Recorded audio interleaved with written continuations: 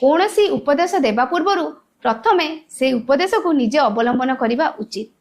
मु गोटे सामान्य उदाहरण टे दौर मैंने देखुवे आजिकल बापा माँ मैंने पिला मोबाइल धरिया मना करुँच किंतु से समय बापा माँ मैंने निजे मोबाइल उपयोग करुँच किंतु पिला माने कौन भाविबे बापा माँ तो करुँच आमे माने मोबाइल टाकू यूज करवा।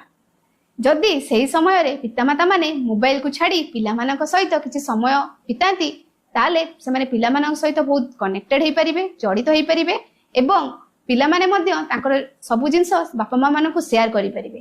ता द्वारा बापा माँ आ पिला मानक मध्य बॉन्डिंग बहुत स्ट्रांग हो पारिबो। आमे मोबाइल यूज करबा सत किंतु एमिति यूज करबानी कि आमे निजर कौनसी संपर्क दायित्व भूलिकी मोबाइल पछरे दिन राति समय अतिबाहित करवा।